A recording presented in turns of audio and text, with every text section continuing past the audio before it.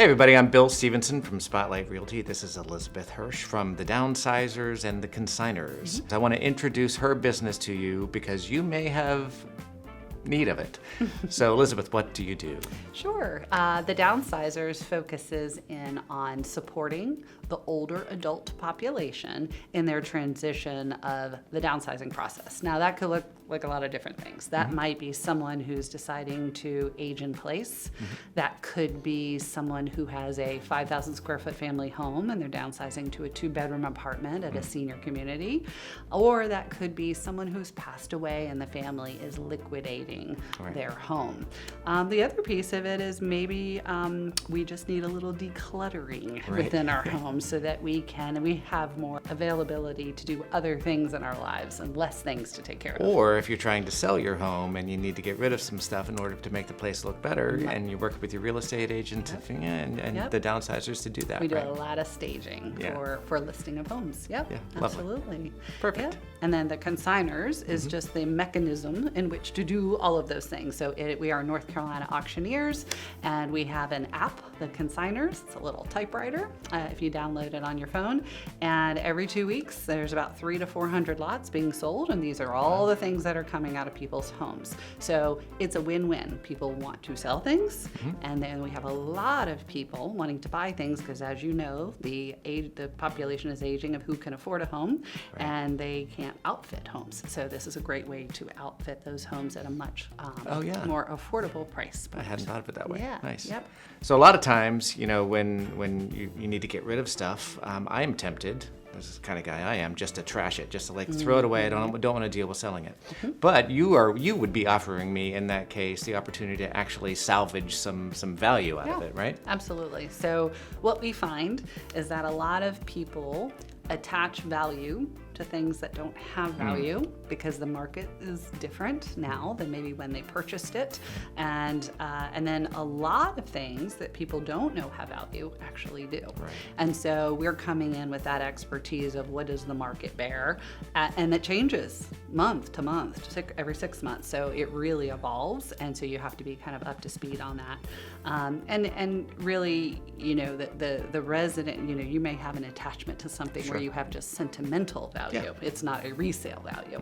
So we kind of evaluate all that. But we also have lots of nonprofits we work with. We have buyout specialists, not just the auction house. We have many resources for essentially reselling things in different types of channels. Have you ever run into any kind of situation like the Antique Roadshow thing where somebody thinks they're going to trash something and you've determined that it's...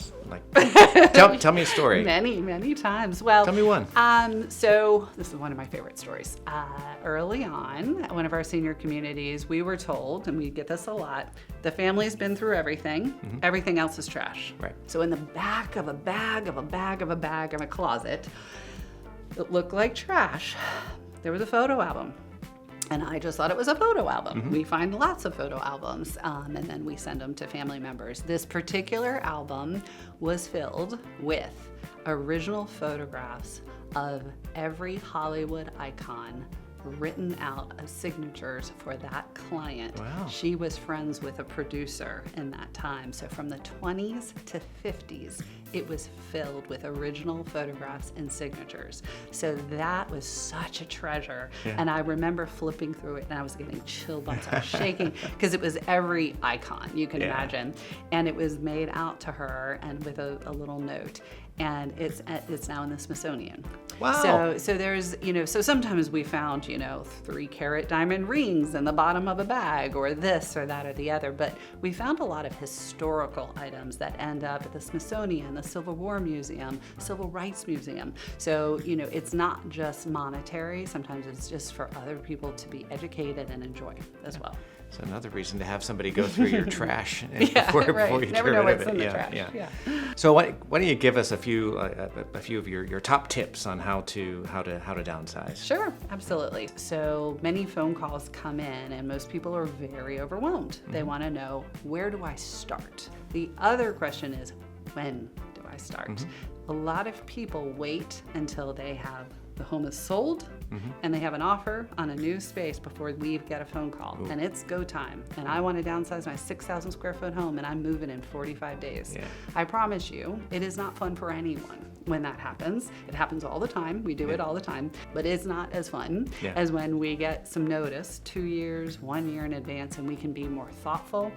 It's easier on the budget because when you downsize, you're often giving up 60 to 90% of your belongings in one fell swoop. It's like no other move that you've ever done. So you need to be prepared for what's to come. So that's number one, is when, start early.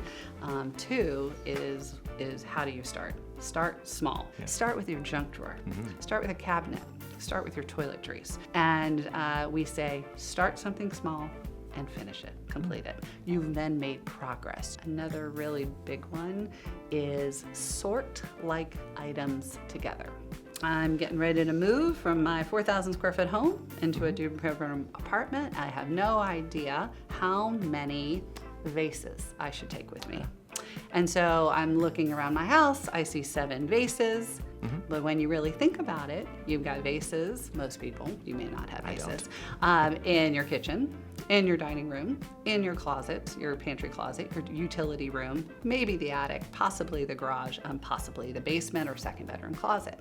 So we collect all those vases, and all of a sudden we have 52 vases in that 4,000 square foot home. This is very normal, but how do we make decisions on what to select to go with us when we're downsizing 80% when we don't know what we have? Exactly. So this could happen with books, shoes. Our top shoe collection was 400 pairs of shoes. So you're trying to assess what you have and then make decisions. I thought for sure when you were saying sort like things together, what you were going to say was don't put your power tools with your china. That too. That's a tip too. That is a I just tip. gave you another Yes, tip. Yes, absolutely. That's a I tip. learned fast.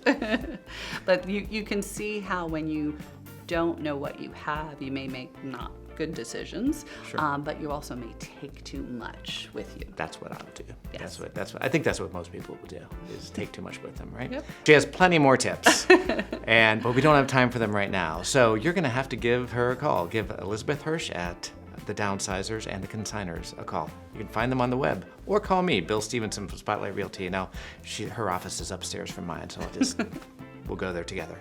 Anyway, thanks for watching. Thank you.